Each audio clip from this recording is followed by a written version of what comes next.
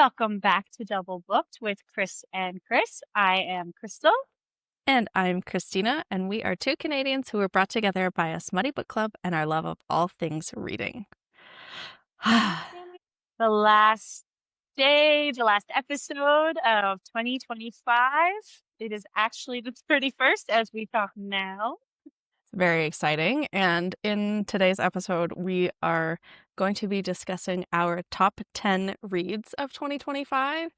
And if I'm being honest, I had such a hard time narrowing down to 10 books. Yeah, which we didn't really narrow it down to 10 books because we talked it over and both agreed that you could pick a number for a whole series that you read, not just one book of the series. Yes. And we have a couple honorable mentions. So we both actually have like a top 20. Yeah. But like, Give or honestly, take. I started with 2, 4, 6, 8, 10, 12. I had at least 25 books on here before I narrowed it down. So I did narrow it down to a top 10, and then I have 5 honorable mentions. I know, I feel like I left some out that I actually like loved so much still, but cuts had to be made, decisions had to be made. Yeah. We did it.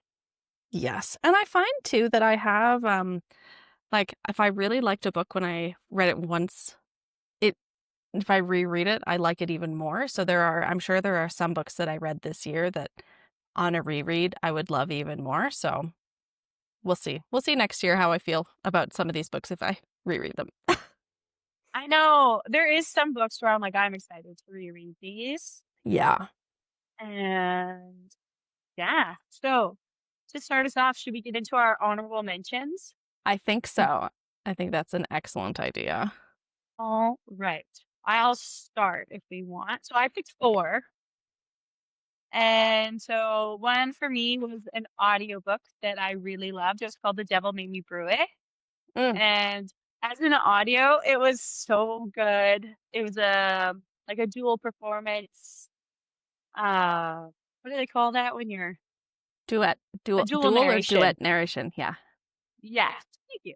And I absolutely loved it. It was such a fun listen. So good. And then I had First Time Caller by B.K. Borison, which is actually another one I did that was a duet narration. And it was so good. The book is kind of like the two main characters meet on a radio show and for a radio show. And so the whole thing kind of feels like you are on a radio show and they like have proper conversations, not just like, oh, we read in his chapter and then we read in her chapter. Like there's actual good back and forth, which is nice. And then my third one was a book called All the Missing Pieces by Catherine Cowles. And that was like a spicy murder mystery. And the main character was a podcaster a true crime podcaster. And her twin sister had been murdered. And so ever since then, she's like always kept like a lookout for maybe who her killer was or kept her kind of finger on it while helping to solve other crimes. And that one was really good.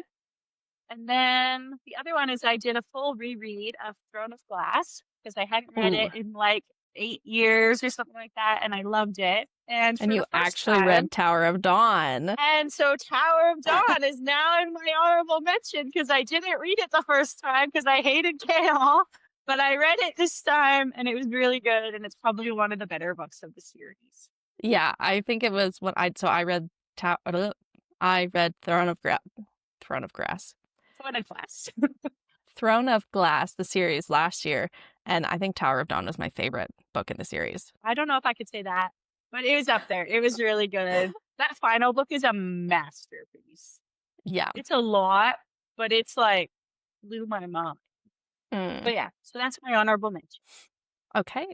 So fun. I have five honorable mentions. So to be transparent, I have read over 120 books this year, and I have one that I was hoping to finish it today, and I may still have time. It's only 3:00. I have like 50 pages left of it, so I'm like hoping to finish it tonight. So sadly, because it's not done, I cannot put it on my list, but I have 5 books on my honorable mentions list. The first one is If Not for My Baby by Kate Golden, which is a pretty sure it's Hosier fan fiction.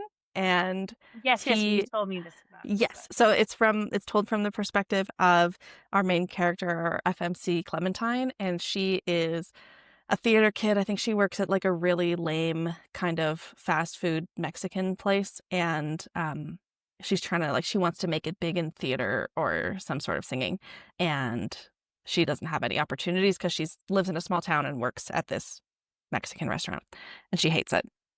But her best friend, who was supposed to sing backup or background vocals for Halloran, who's the MMC, she gets a gig with an artist that she likes even more. And so she's like, hey, I like Clementine, can you fill in for me so that I can go sing with like this person that I like a lot more?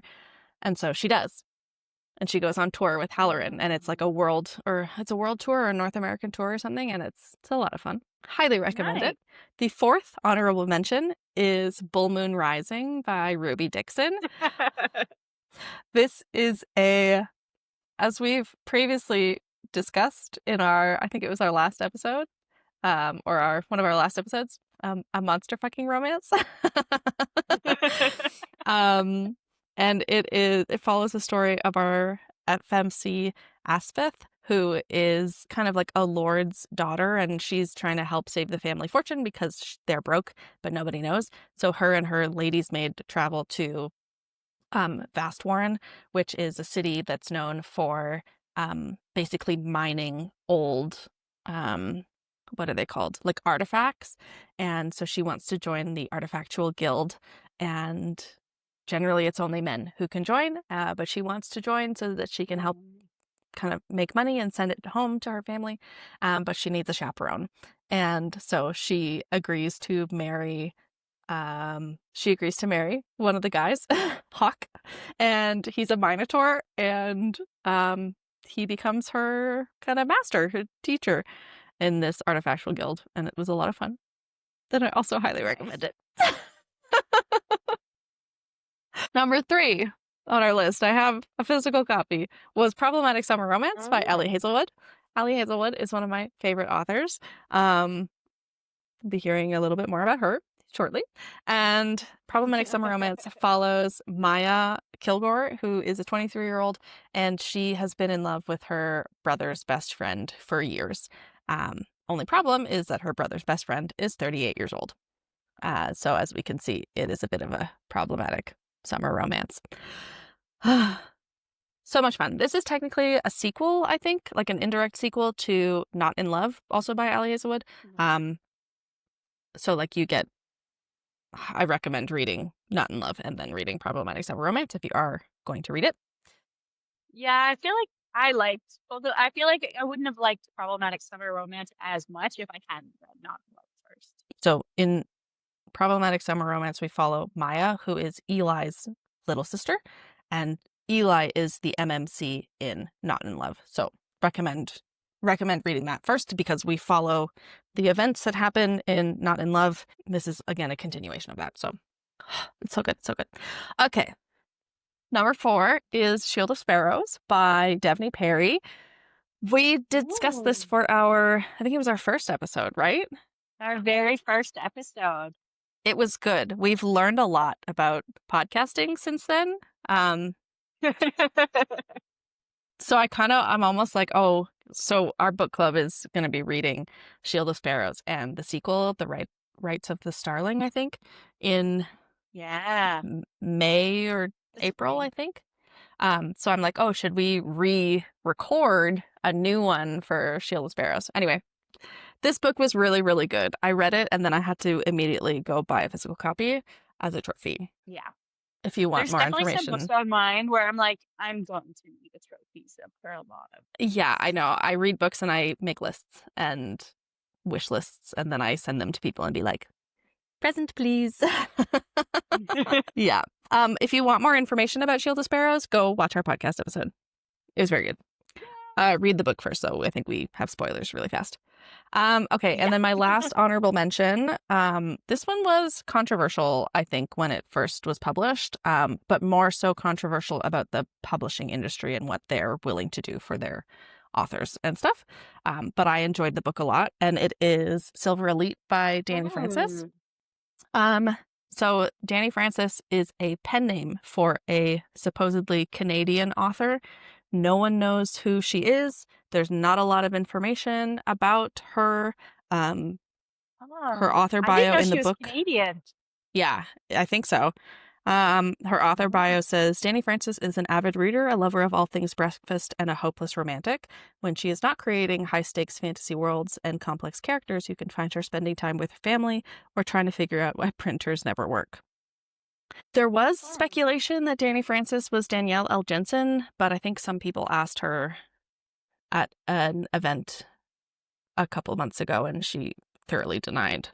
And she was basically like, I don't have time to write other books. I barely have time to write my own books. So Yeah. this, which makes sense, which is fair. I have no idea who this person is. I don't particularly care. I enjoyed the book and I'm looking forward to the sequel, which comes out in 2026. But this book is very much like an adult Divergent. So Hmm. there's some sort of like a gene that when you use, like some people have this gene, they can use magic, not use magic, they can communicate telepathically. Um, but when they communicate telepathically, their veins glow silver. And so they're kind of hunted for this. Like Oh. they don't want to be caught. And if they are caught, then they're basically killed. But our main character has this power, but her skin doesn't change. So she can communicate telepathically and remain Oh. undercover. Um, this was a lot of fun, and I'm really looking forward to rereading it. Okay, that's enough. I've talked for too long. Nice. Okay, All right. Crystal, Time for kick the us top off. 10. So what Top 10. you said, how many books did you read? Over 100 I read this year. 121. That's insane. I was really proud of myself. I read 62 books this year, That's really which I think good. is the most I've ever read. It was a good year for books. But yeah, Yeah. you doubled me. You lapped me. Okay, but to be fair, I read a lot of fan fictions and I counted those as reading. Mm, And I read a lot of graphic novels. And those are okay. much faster. Like I can read a graphic novel in less than 2 hours. So there were some days a couple weeks Oh. ago I've been reading and I still need to finish. I'm not done, but I've been reading the Lore Olympus graphic novel series. Um, Oh. and I think one day, it's like a Saturday or Sunday, I read 3 of them. So like Oh that yeah. I count them, but like a lot of the books I that I read were didn't. short or were novellas, so like it's not the same. You Okay. can't compare full That's length fair. novels to novellas. So I didn't count my rereads, so I'm probably in and around 80, and I maybe. do count rereads, so I think you should Yeah. count rereads. If I read a book, it counts. Okay. If I listened to a book, it But all right. counts. So just so Oh you know, yeah. Oh I yeah, do a all of the bunch on things. my list are I've really gotten into audiobooks this year, which I love. Yeah. So my number 10 was a book that we read for our November book club. We will be now reading the second book for our January book club, and I think we're going to do our next episode on. So that is Heavenly Bodies by Imani Iru. I think so. Yes. Yep. And I actually loved this book. It was so good.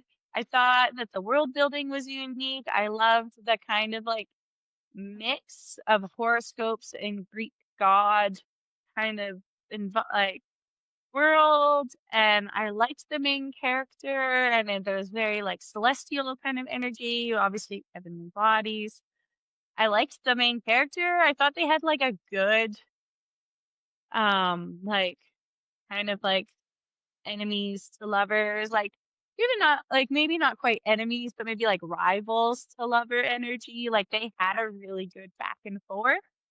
I liked the side characters, and I'm like excited to read the second one, even though I haven't. I'm like, it's my next read, even though I just haven't been in a super reading. I don't know what it was about December, but it was probably the month that I read the least amount of books. I just couldn't get into anything, but I'm gonna use Fallen Stars to get me back in. So yeah, Heavenly Bodies sits at number 10 for now.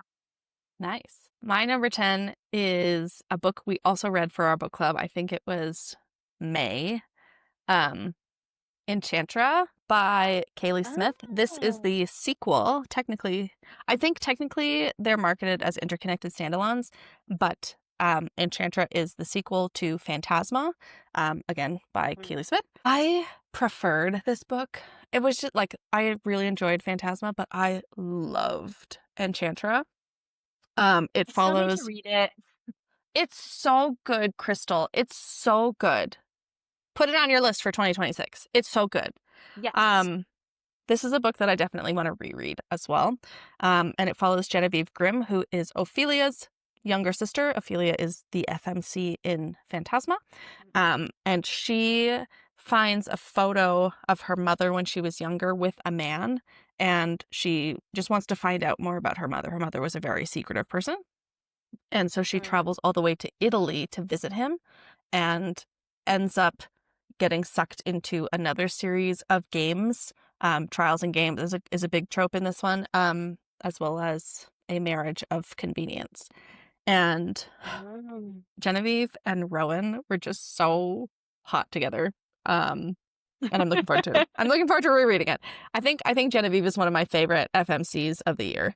Um, just like her sass and her attitude, and I loved it so much.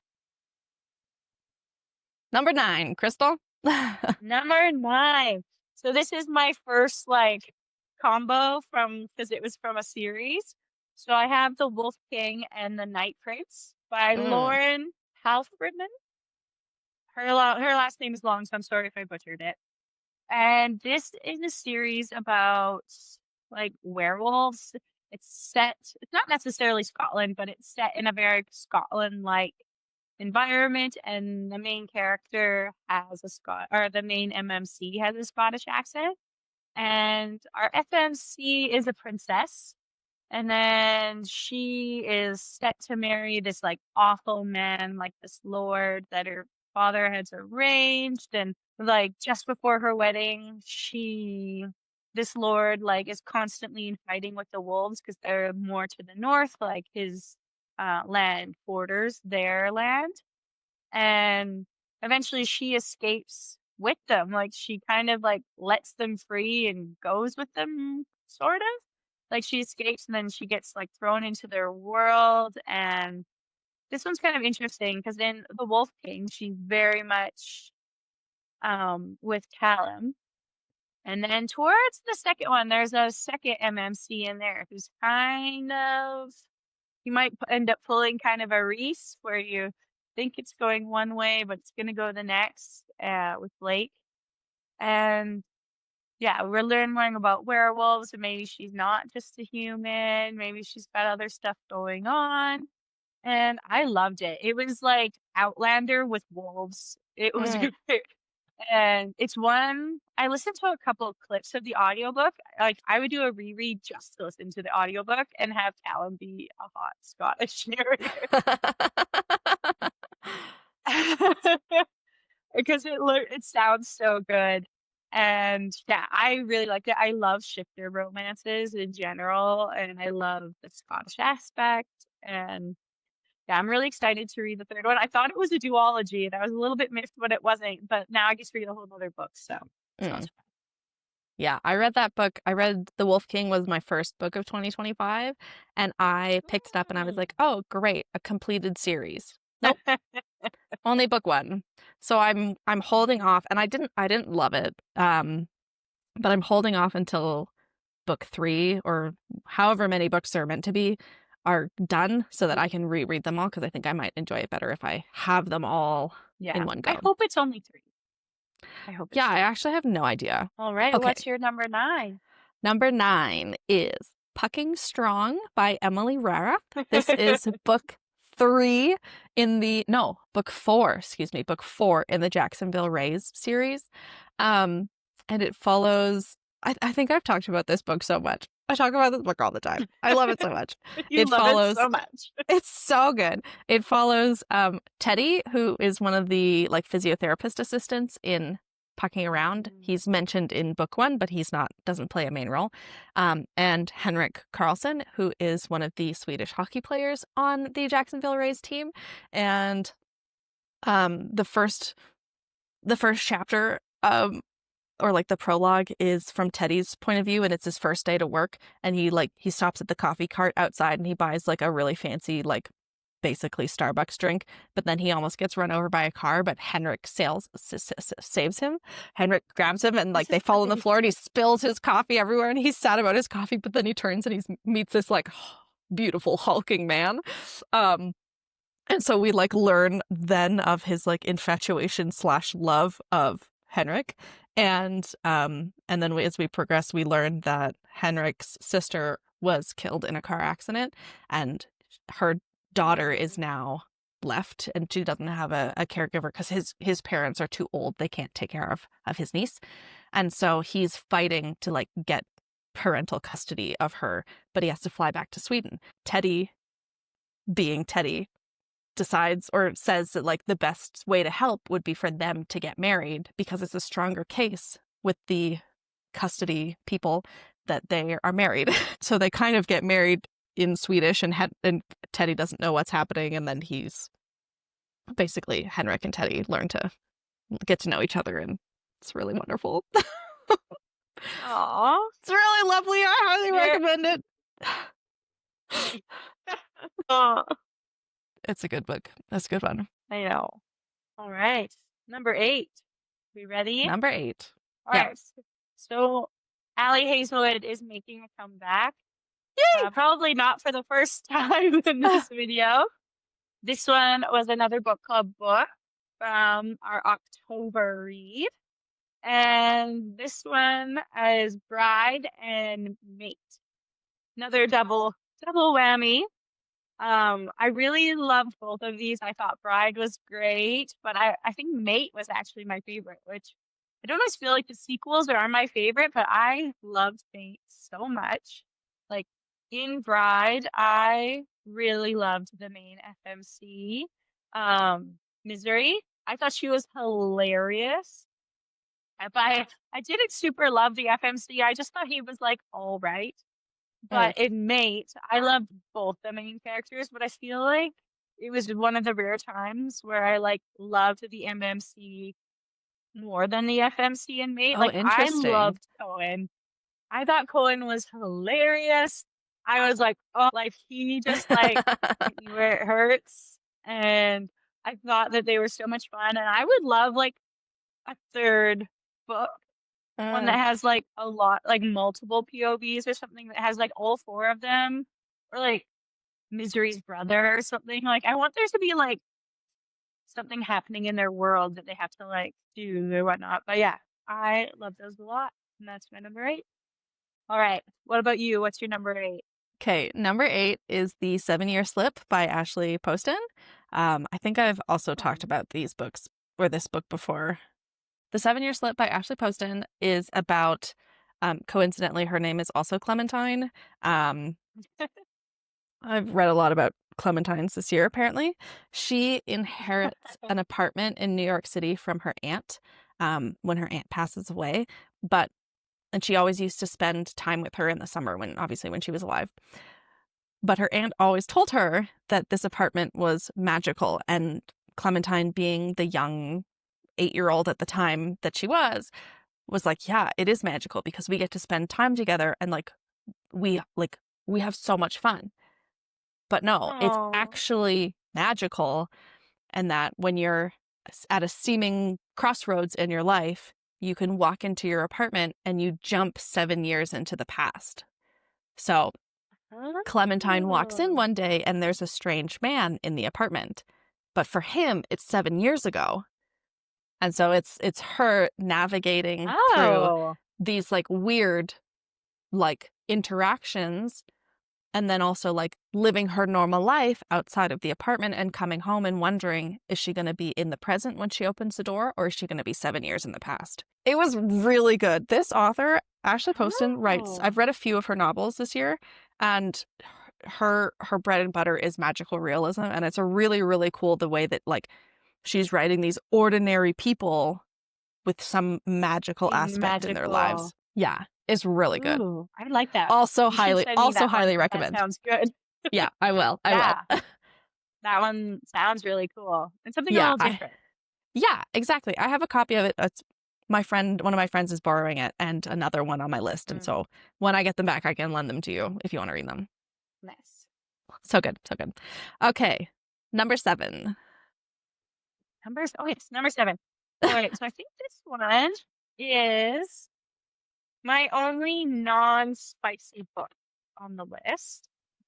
And it's again 2, so it's part of like a series, but they're like a standalone series. Mhm. So the first one is called Rewitched, and the second one is called Uncharmed, and they are by Lucy Jane Wood.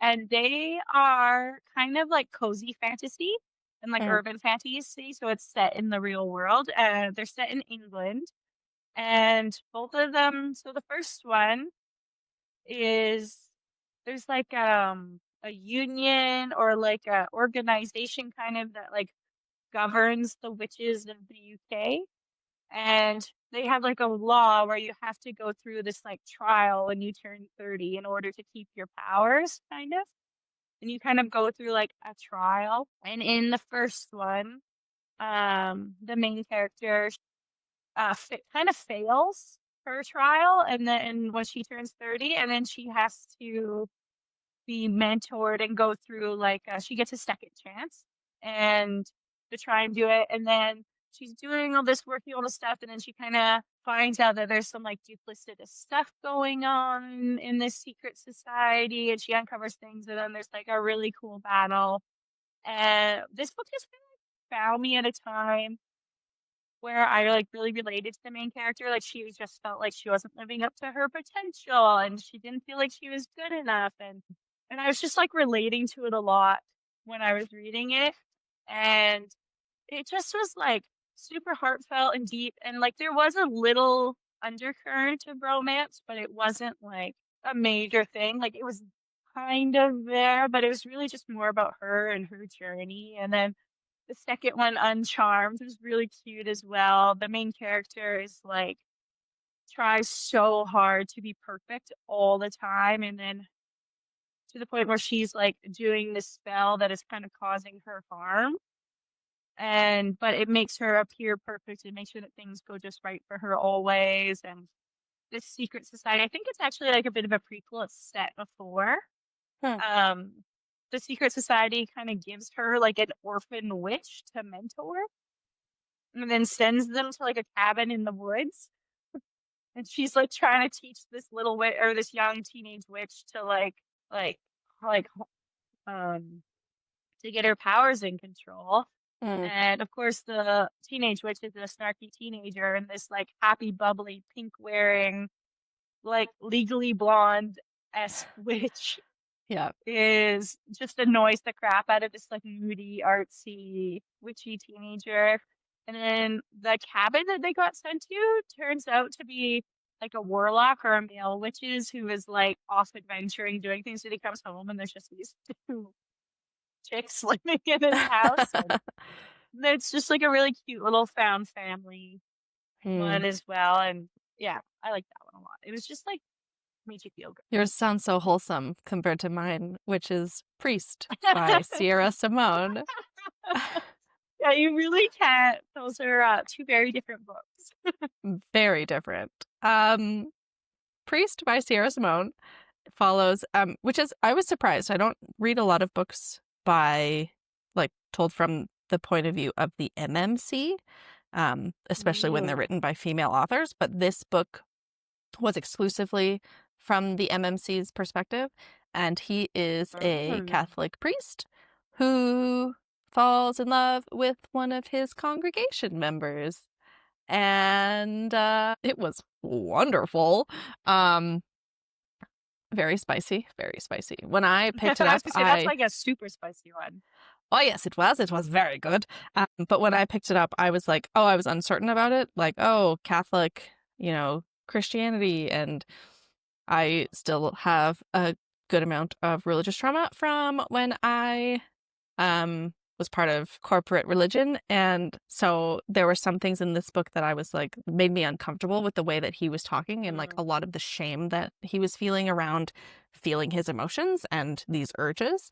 Um, but it was really good. I'm very glad I read it. And as you can see, it's in my top 10 of the year. So it Yeah. was, yeah, it was a lot of fun. And like, again, I was going through it and texting some of my girlfriends being like, I can't believe I can't believe we used to feel this way on a regular basis.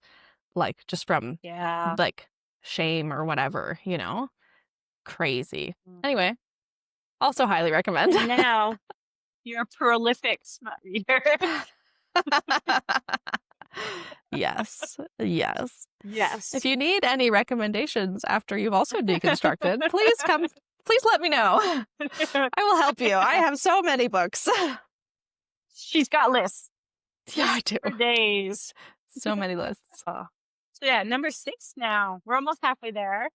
Yep. This is my second Allie Hazelwood book and my only not fantasy contemporary that's made it onto this list.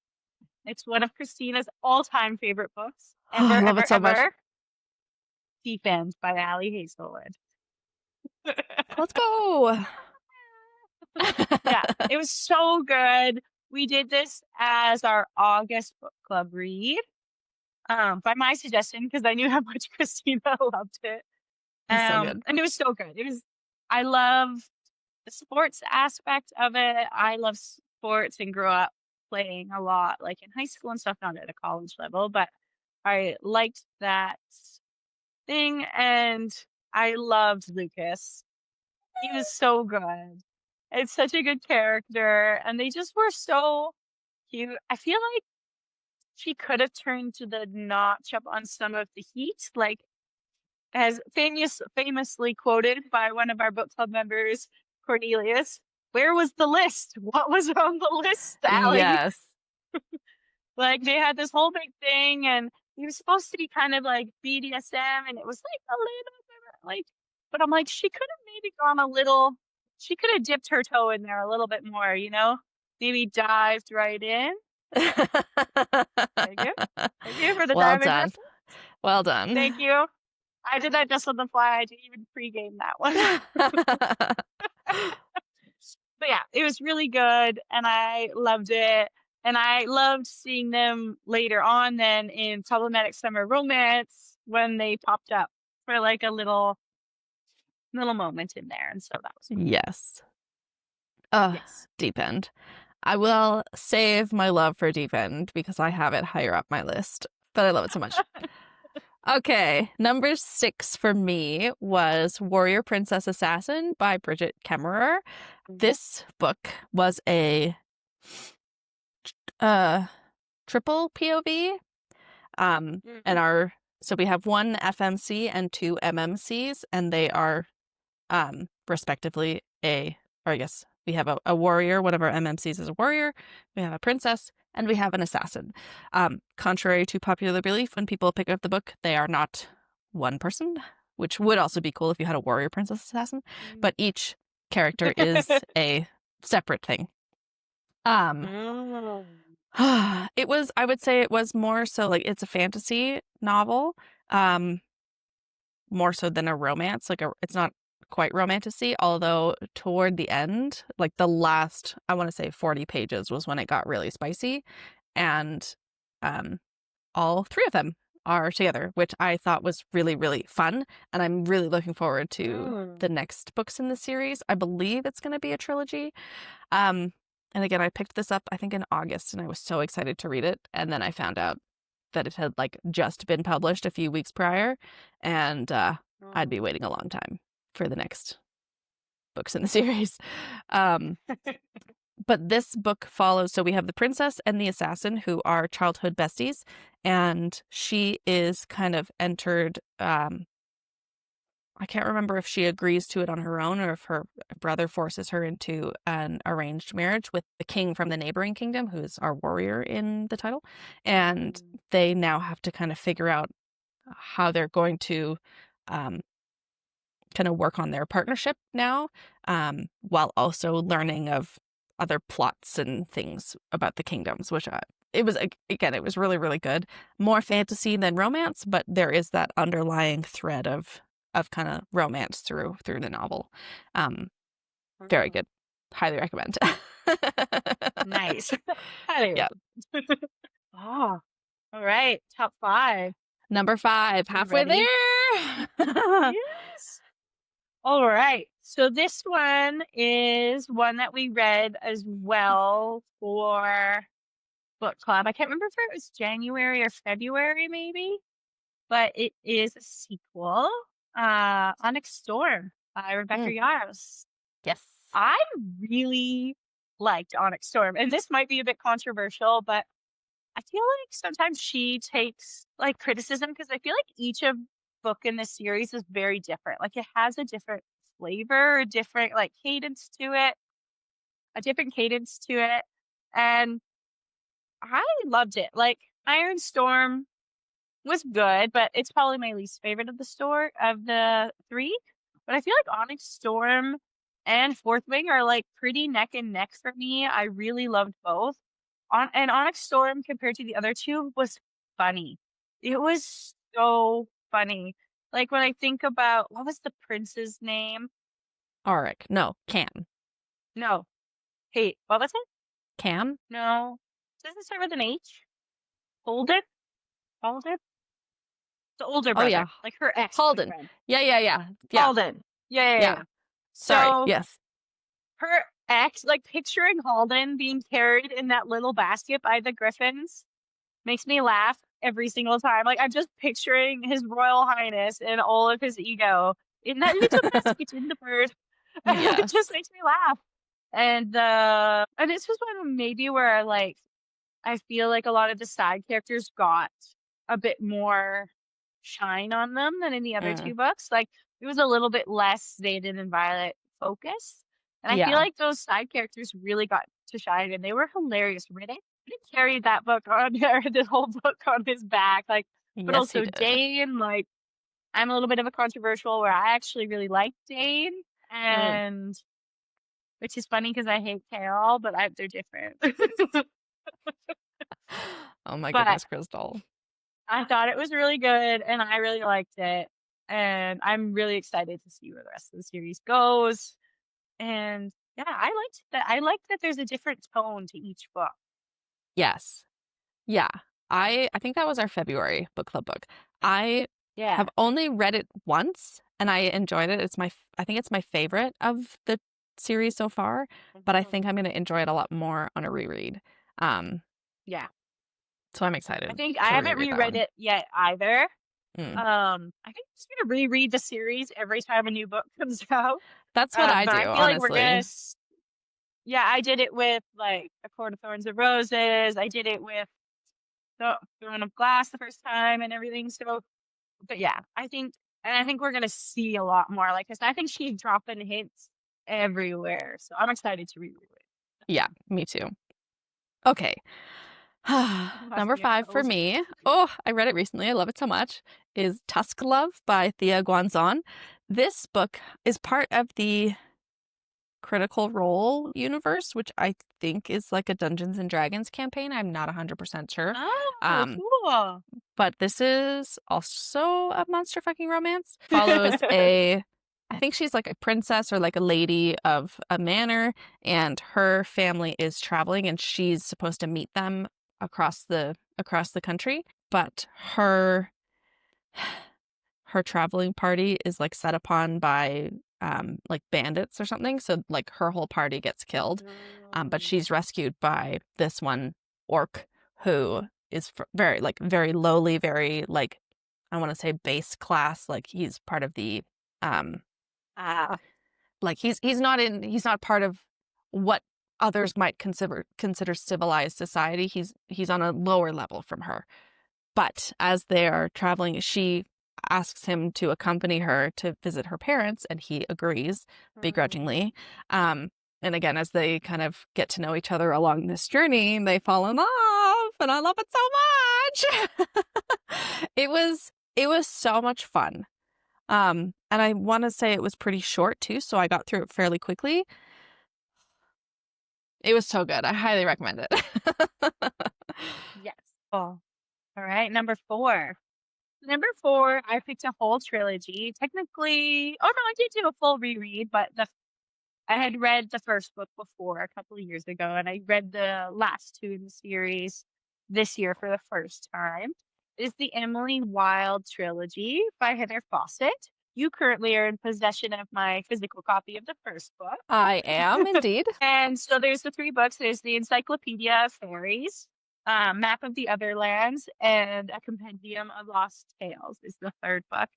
And this one is also actually not super spicy. It does have a bit of like fade to black in the later ones, but this book is so funny. It's um it's kind of set in the real world, but in this in kind of like 1800s like England like revolution or the industrial revolution kind of time. Fairies exist, people know about it. Some are in the modern realm, but they do have their own realm as well. And in this one, Emily is a professor and she's like an academic of fairies. She studies them. And the MMC, Wendell, is also a professor. But he's not only a professor. Hmm. I don't want to give everything away because I want you to read it, but Yes. it goes through and Emily travels kind of these other lands and she's studying this different kind of thing. And obviously she gets into some trouble and Wendell comes and he helps. So then we kind of learn a little bit more about Wendell. And then the other two books, you kind of get to travel to Fey realms and back. And it's like such a classic kind of tale done with a twist. And it Hmm. gives like very almost like if you've seen The Mummy, like very like those two characters, like the banter back and forth and it's got a little bit of a creepy aspect because like things with Hmm. the Fae are dark. So there's like a bit of a darkness, but then it's like also light and funny. So it's this really cool energy and I like the time and the setting and she's very kind of like it is very much that where it's like oh the very handsome guy and the bookish girl kind of thing but she's got a sharp tongue and it's also like I'm such like a mythology nerd and it has so much mythology from different countries and yeah I love it so much it's such Hmm. a good story. I didn't even mind that it didn't have spice, even though I thought spice would have been good. I was like, the story was still just so Yeah. Yeah, it's on my list. I have, like you said, I have your copy. good. There's just too many books, okay? There's so many books There's and so they're all many so books. good. Mhm. It's on my list. It's on my list. Okay. My my number 4 is it's part of a series. I just put this book though. Um and so far it's my favorite in the series. It is Heart Song by TJ Klune.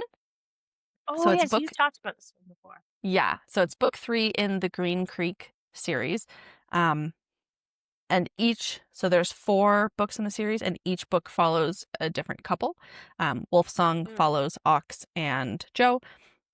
Book 2, Raven Song, follows Gordo and Mark.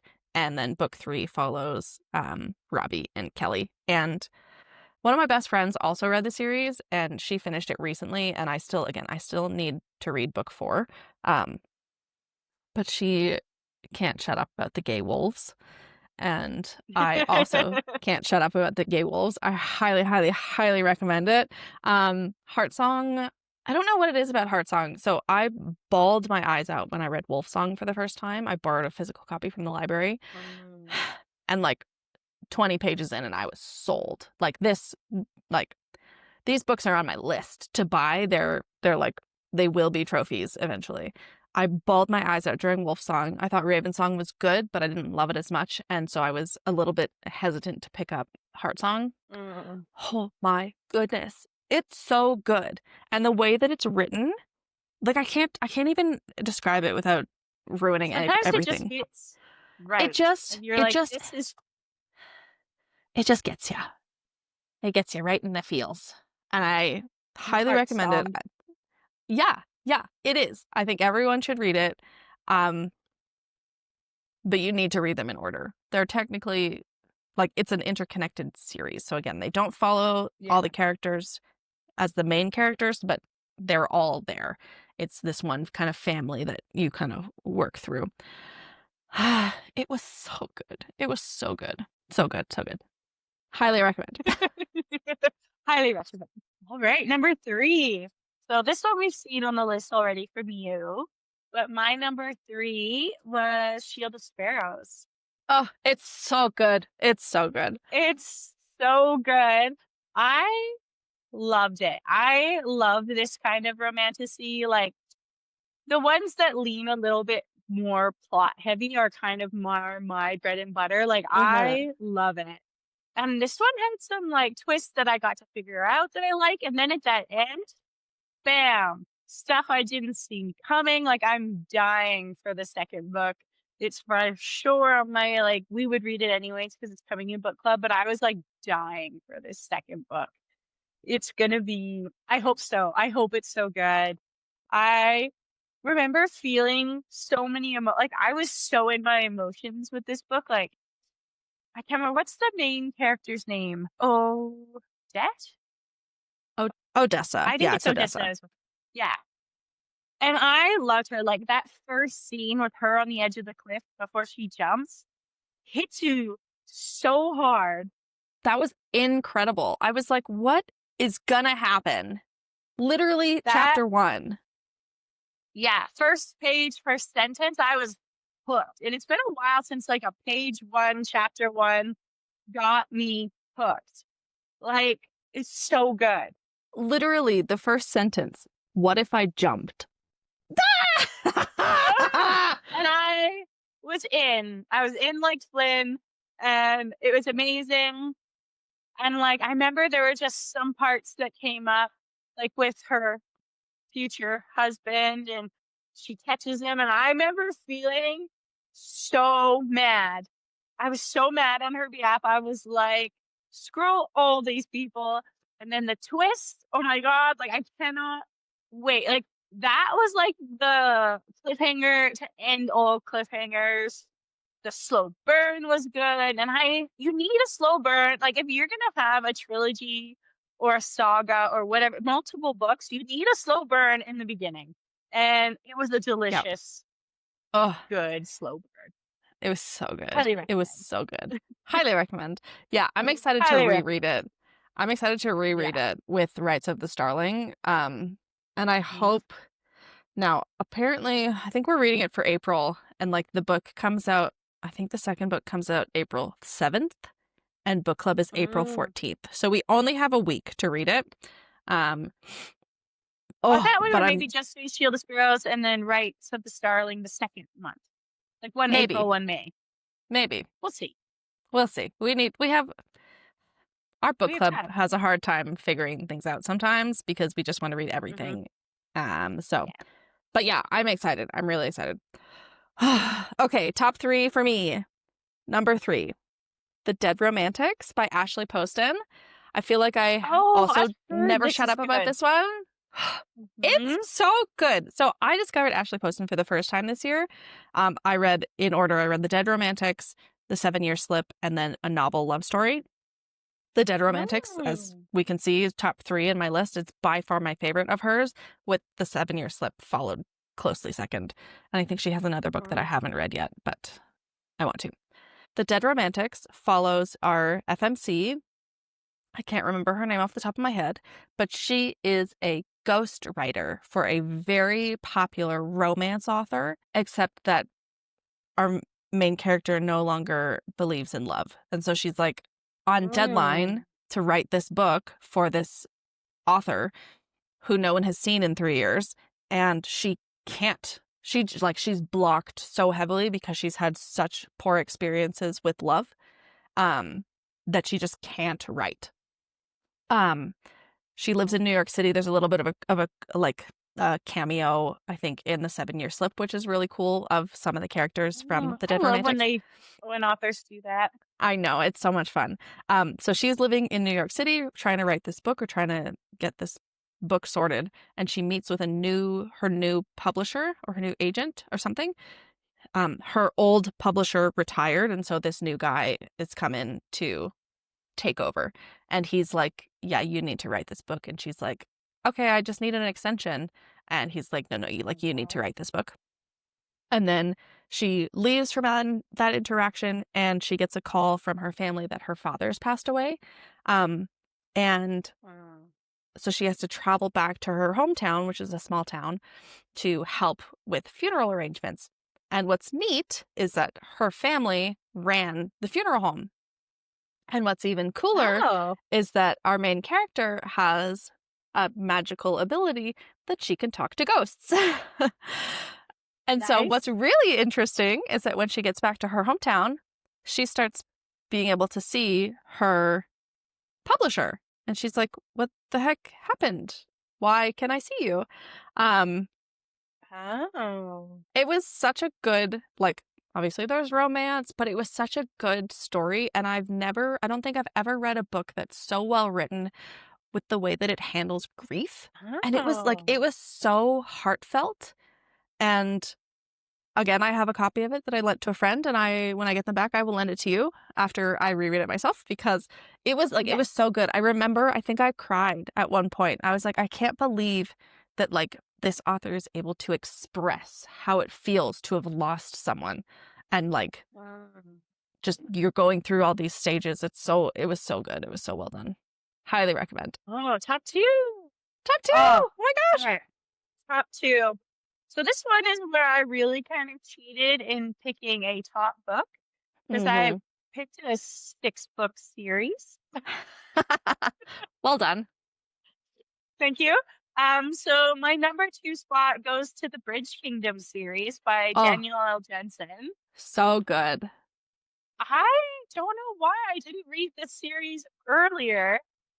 It's so good. It's so up my alley. Like, I'm such a Throne of Glass kind of girl. Like, I love, and technically it's kind of fantasy, but there's no like it has a fantasy feel, but technically there's not actually any Yeah, magic, but that's it's I remember I read the first two books, and I like it's classified as a fantasy series, but there's nothing magical about it. It's just a made up land. yeah, it's just a made up land. It has that very, it's like kings and queens and warriors, and this setting takes place, like, especially in the Bridge Kingdom itself. It gives very, like, Caribbean kind of like island vibes in the first one. And it is a 6 book series, but with interconnected duologies. So the first two are the first books, and then as you kind of do a crossover into the next couple, like the end of book 2 crosses with the beginning of book 3. So Mm, when the main conflict is happening, you're getting what's going on from different points of views and 4 characters' interpretation of what's going on. So you're getting the full picture of what's actually going on more neat. than the characters are, still within first person, but because you're in the multi POVs, you're getting everything. And the first book follows Laura, and I love Laura. Like, she's a very alien coded, Mm, like, FMC. I feel like she's so badass. And the first it's again, it's another one where, like, the first chapter shows her essentially murdering her sisters, and then you find out she, like, spoiler if you're gonna read the first one, she didn't murder them, she did it to protect them and save them, so people thought that they were dead so that they could actually live, and she takes their place to go marry this other king of Ithacana, and Ithacana is shrouded completely in secrecy. Like, they wear masks anytime that they deal with anyone. Nobody's allowed in or out of that country except for to use the bridge. So they are in control of this, like, they kind of talk of like gods or maybe like ancient people that built these beautiful structures. And like within each book, each one has kind of like a mythical place in it for one of these countries. And for them, it's this bridge. So it connects Ithacana's islands are right in the center. And then there's southern and northern countries, and it connects trade for this whole area. And so she gets sent for as like a peace treaty to go marry the king there. And this was decided years and years ago. And What they don't know is that she's essentially an assassin, kind of sent there, or she's undercover as a spy to destroy from the inside. But of course, then, and it's like a true enemies to lovers. Like she, like, we read A Fading to Blood for Butch Club, or both Bridge Club, Butch Club. Um, but and I thought that that was good.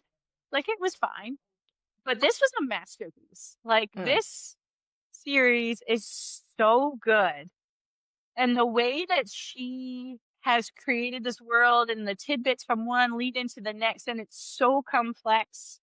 You're in like by the time you're in book like 5 and 6, you've been in like one, two, three, like four different countries, and they're all Mm. interconnected. And the first two is yeah, Laura and Aaron, and then the second book is her only full sibling is her brother Karis, and he's the MMC. And I think he's actually one of my favorite MMCs of all time. Like I would put him in my top 5, I think, ever. Oh, He's wow. so funny. Like he's like kind of like the other standard MMCs. They're tall, they're brutish, they're great warriors. And like Karis is like a mediocre fighter. Like he's better than what people think, but he's smart. Mm. And he is like genius level smart. And he also has a wicked mouth. Like the shit that that man says, I had me kicking my feet. Like, and you know what? I'm kind of fierce for a blonde MMC. I'm a little bit bored with tall, dark, and handsome. Like, give Mm-hmm. me a smart, foul mouthed, blonde, pretty boy. And I loved it. Yes. And then the fifth and sixth book, and actually, I've listened to all of them on audio because they're all free Audible originals. So you can listen to all of them. I'm currently in the sixth one, which isn't even released in standard print. It's only released in the audiobook right now. And then the last book follows Aaron's twin sister and a Herondale prince, which is one of the other countries. I think these two are kind of my least favorite, but the sixth book, which is the one I'm listening to right now, is kind of like an Avengers Assemble. Like all Mm. 6 POVs are present in the book, Neat. and you're getting to see like the big bad is kind of now coming Mm. out of, and all 6 of the main characters have to like work together, and they're all like the rulers of their own countries, and like, but yeah, they're so good. It's so well written. I'm like Mm-hmm. obsessed. Yes. Yeah, I read the first two and I really enjoyed them, but I started book 3, but I wanted to continue with Aaron and Laura. And so I was like, I don't want to read about I don't want You to will switch love POVs. Karis. So You will love yes. Karis. And Karis and Laura, when eventually they Mm. like mend their sibling relationship and stuff, and like the last book I think is something like 27 hours. Oh my Like gosh. I'm so this last book is massive. And so I think I have like 10 or 11 hours left, but I've already been listening to it for 17 hours. That's Like wild. I think it's my longest audiobook ever. It's massive. Yeah. It's huge. But yeah, I will be trophy buying all of these. I might actually use some of my gift cards that I got for Found and buy maybe the first two. Nice. And yeah, they were so good. They're so good. Yeah, technically I haven't finished the sixth one, but I'm over halfway, so I'm counting it. Well done. Oh, Yes. okay, my top two is, again, I've talked about this a lot. It's called The Entanglement of Rival Wizards by Sarah Rash. This is an MM romance, and it follows two wizards, rival wizards, obviously, who are fighting for basically like a scholarship or funding so that they can continue their projects. They're in like a university program, and they want this grant so that they can basically do their big research projects and present those, but have funding to do these. I guess both of them had equally good pitches, and so the finance people decided that they were going to split the funding between the two of them, and so they need to now work together on a joint project. Mm, One of the wizards is seemingly a trust fund baby. His family owns like summer camp program that the other mhm. wizard went to as a child and as a teenager, and so he had very bad experiences when he was at this camp, and so Uh, blames his partner now because he mm. thought, oh, you know what's happening, you know what they did to me. um it was Oh. surprisingly deep. It deals surprisingly with a lot of like past trauma. But it was it was so well written. The friendships between our one wizard and like his best friend, and then the like blossoming romance between the two rivals. It was so good. It was so Yeah. good. I'm looking You were forward to so reading it excited for again. this one to come out. I Yeah. was. I was. I'd never read anything by this author, but I found them. I think one of the I follow do you follow Allie Loves to Read? No, Allie Learns to Read on Instagram. Maybe. Anyway, she read it and she loved it. And so I was like, "Oh, we have similar tastes in books." So I gave it a shot and oh my gosh, it was so good. I still need to buy a trophy copy of it, but I loved it and I highly recommend it. Okay, your favorite book of the Fine. year. It is My time. favorite book of the year. So, my favorite book of the year is actually a trilogy. Surprise, surprise, I picked more than one book. They Mhm. were actually the first three books I read of the year. It's the first time I've ever given a whole series, each individual book, 5 stars. I thought they were a masterpiece from start to finish. I absolutely love them. And it's the War of Lost Hearts trilogy by Christa Broadbent. And the books are Daughter of No Worlds, Children of Fallen Gods, and Mother of Death and Dawn. And oh my God, they're so good. I Mm, can't wait to reread them again. This story is, again, a very complex kind of fantasy world. Within this, there's two different factions of magical people, and not everybody has magic, but then there's this one side where they have kind of like illusion, mind powers, like they're very like more like a mental and emotional powers, and then there's another faction and they kind of have more physical, like they can control fire and earth and they can do like healing magic and different things. So they're much more like tangible magics. And there's multiple countries and this kind of guild where the two factions is kind of like they're separate entity, but they're very involved with the country that they exist within. But they kind of have their hands in everywhere. But of course, with all kind of things like this, there's, you know, some secret under things and there's subplots and things. And you kind of have this mysterious third character. So the main character, Tasana, has this powers and she wants to join the guild and she escapes.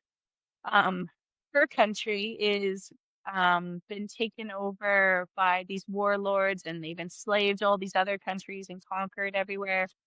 So she escapes from being a slave and she travels to where this guild is and she shows up literally after nearly dying by being like nearly whipped to death and they nurse her back to health and they want to start training her and they do that and then they want to put this power in her and it kind of makes you amazing or like gives you this crazy like unparalleled power and then the man who is her mentor and our main mmc, this power used to be he was its last host, so they want him to train her and he got it taken out because it did horrible horrible things when it was with him and it's kind of a sentient power.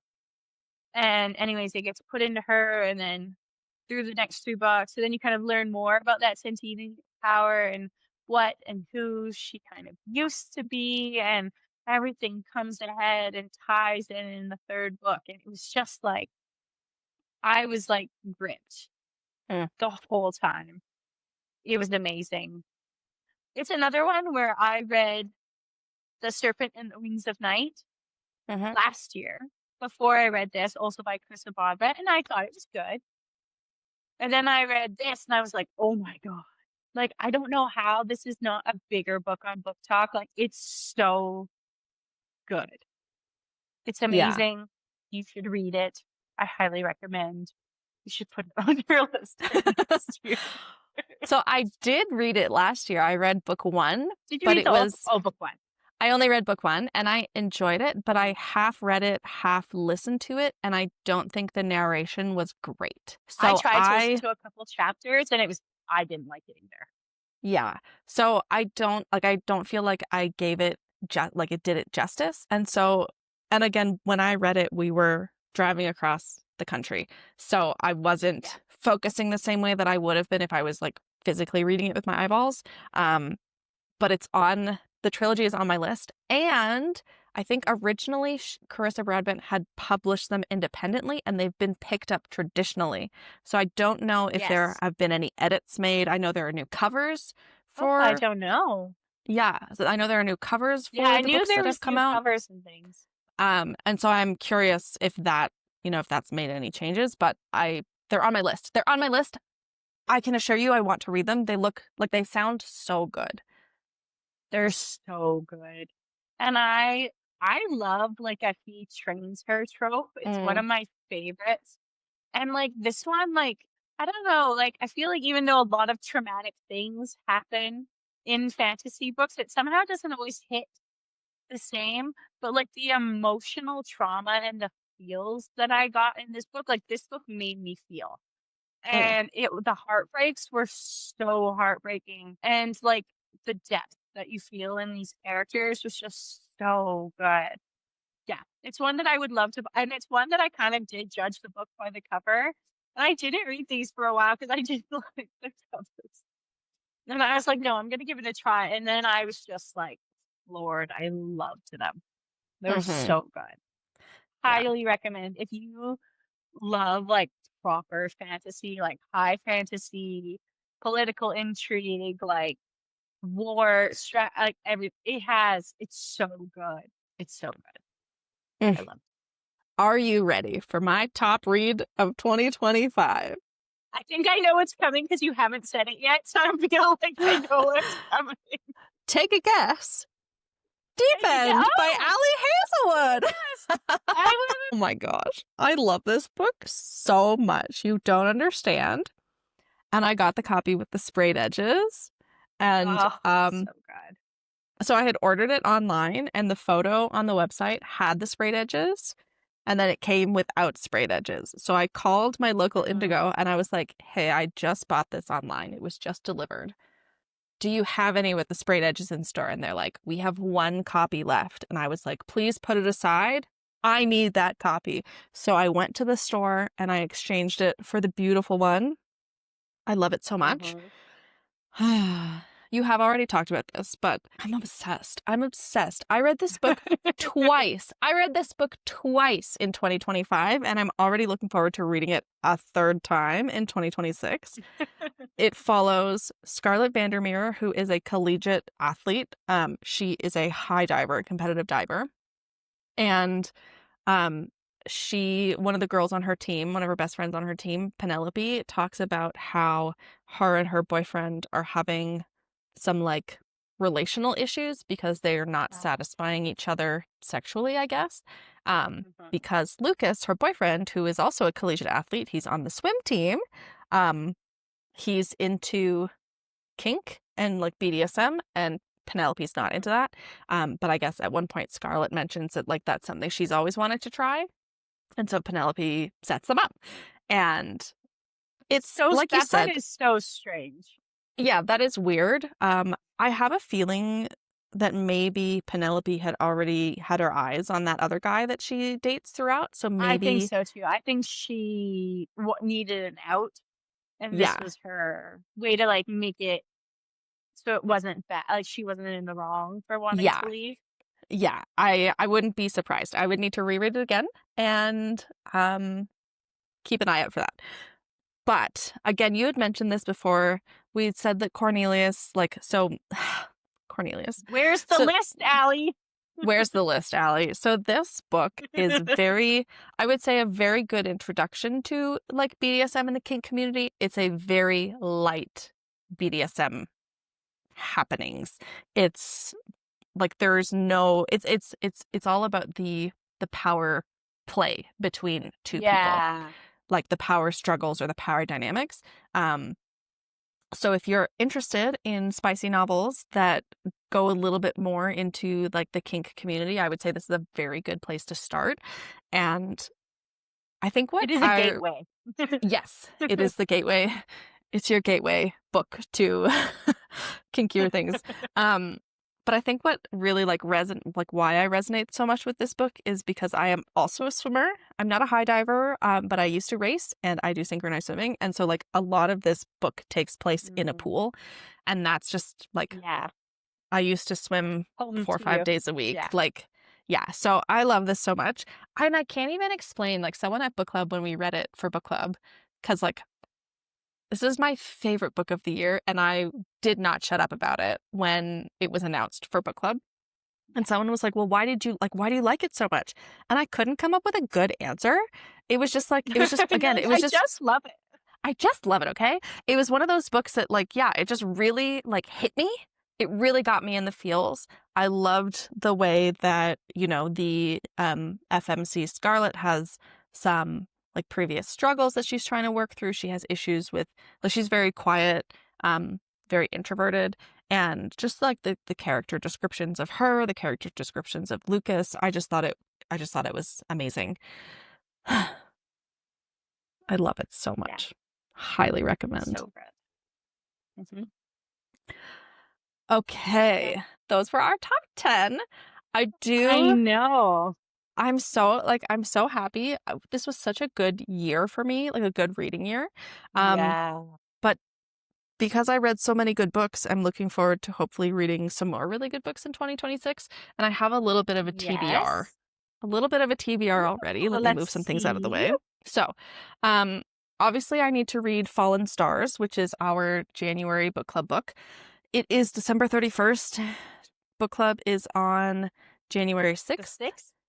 I haven't started. which is next week. I haven't started it either. I have a digital copy of the book and it's over 700 pages. Same. And I'm Yep. nervous because Yep. I'm not in a fantasy mood. So Mm. I'm nervous that I'm not going to have a chance to read it in time for book club, I but think we this will would be see. a first for you to not finish the book. I know it really would be. I And just I'm haven't kind of, been in a reading mode lately. yeah. It's So weird. I don't know. So we'll see. Um, then I've got 5 other books on my list and I'll try and go through them quickly. Another book club book upcoming is When the Moon Hatched. One of Mhm. my friend read this book and she parted with the physical copy, so it's mine now. And it's a chunky boy. Chunky. I'm Yep. I don't actually know much about this. I am intrigued, and we're reading book 1 for March. Anyway, we're reading book 1 In and the then spring. the sequel comes out. So we're reading both books It just for seems book club, excessively large. Does anyone really have that much to say? Put it right? in big two books. How many pages? It is 690 pages. So that's Okay. on my list. I think it's Jesus, how doable. big is Fallen Stars then? Because I have a digital as well. I think Fallen Stars was like 766 pages, at least in my Kobo, which is under a stack, so I can't look right now. Um, then I have Mate by Ali Hazelwood, Yay! which again is a sequel to Bride. I loved Bride so much, but I Ugh. haven't when I picked it up, I'd bought it the week we went to book club for Bride, but for whatever reason I just wasn't in the mood to read it.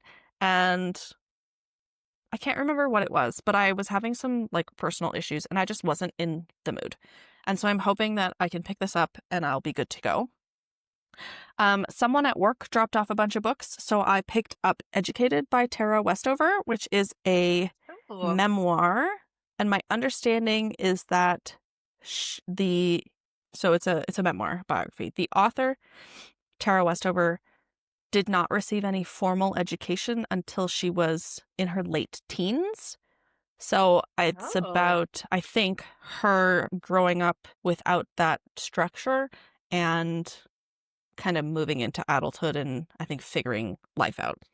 I only read one nonfiction book in 2025, and I don't know, like I enjoy stories, so Yeah. but I've heard this one is really good, so I'm excited to read this one. Okay, two more. Then I have Wild Dark Shore by Charlotte McConaughey. I have no idea what this is about, but I read Once There Were Wolves by the same author a couple years ago, and I really, really loved it. And that one was a kind of a climate thriller about rehoming or rewilding the wolves, like wolves in Scotland, in the Scottish Highlands. And so this one, again, no idea what it's about, but I really liked the author, so I'm excited to read that one. And last but not least, we have Alchemized by Senlin Yu, which is also Mm, a massive chunky. book. And these pages are super thin. They are not quite as thin as the Bible pages, but it's over 1,000 pages. This is a published, or I guess it was picked up by a traditional publisher, and it is a rewritten story of a Draco and Hermione fanfiction. Apparently it's very dark. I did read Manacled, which is the original story, and I thought it was okay, but I've heard that this book, from people who have read both, this one is better. And so I'm excited to read it. It's about war and trauma and kind of the love that you find through that. Yeah. Yeah. How about you? Any books you're looking forward to reading in 2026? Yeah, there's a couple that I'm looking forward to reading. The third one, I can't remember what the book is called. The first book is Throne of the Fallen, and then there's Throne of Secrets. And I'll get you to put it up what the actual book is. Little picture here, what it Yes, actually is called. And I'm let me like, you see if have I the can copy of the find. first one, but I it's a do. series about the princes of sin. And the first book is Envy, second is Gluttony, and then the third one, which is the one that I was the most curious about how they were going to do it, is the book about sloth. And Throne of it looks Nightmares. the Throne of Nightmares. Yes, I'm so excited for this one. I really love the first one. The second one was kind of muff, but I think the third one's gonna bring it back in. And I love that Sloth is like he is kind of like it's supposed to, I'm like, how do you make Sloth sexy? Like Sloth is Mm, probably the least sexy sin, but Sloth is like he just likes his quiet time and mm. he is like rules over knowledge and he has like a magical library and he collects like artifacts and I think that one's going to be a really good book. I really want to read the trilogy, The A Tongue So Sweet and Deadly. I've Mm-hmm. seen that one on a couple of my favorite like Instagrammers and stuff have really recommended it and that one's on my list. And then there's another one that I can't think of right now. I think it's a completed series. There's 6 books. I can like see the pictures. It's something about like iron or swords or something. It looks Mm. good. Oh, and City of Monsters, I think it is, or Is that City of Gods and Monsters? Cities of Gods and Monsters. That's one it's in my Kindle and has been in there for a while. I want to get to it this year. Yeah. I am really excited for Ride of the Starling.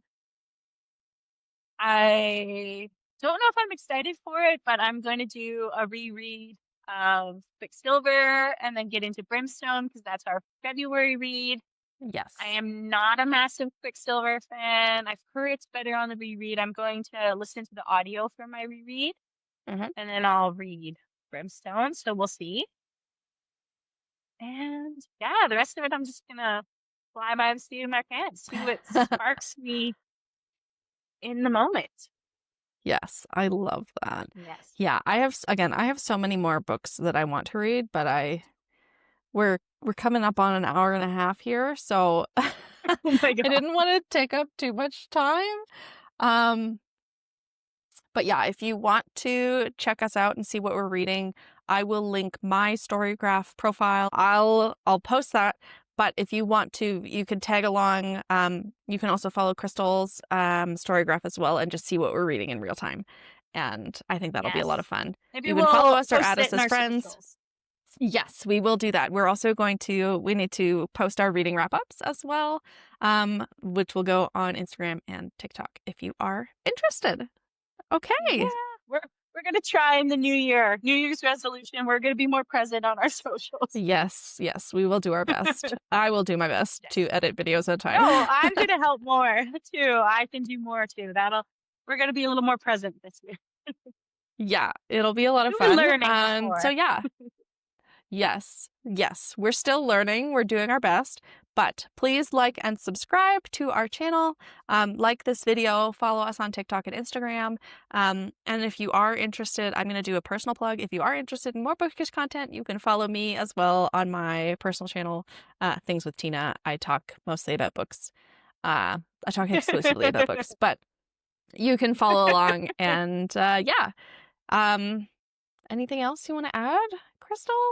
No, I hope everybody has a great New Year, a nice New Year's. Thank God you're staying in with your husband and having a quiet night at home. Yep. I have a friend coming over, and Tucker, my dog, is here. And he's Yes. upset that I've been ignoring him, and we're doing a chill, like, movie night in. And I hope everyone has a good New Year. Yeah. Thanks again for joining us. This was our first podcasting year of adventure, and we've had a lot of fun Yes. so far filming everything that we have. So again, please like and subscribe. We really appreciate all the support. And if you do have any book recommendations for us for 2026, please leave them in the comments down Yes. below. Yes, let us know what you Or enjoyed reading in yes, link 2025. us your top books of 2025. Yes, we're looking forward. We're always adding more books to our list. So, yeah, Never ending. it's never ending. Never ends. Limit does not exist. The limit does not exist. Alrighty, well, that's Exactly. us signing off in 2025. We'll see you all next year. Yes. Bye.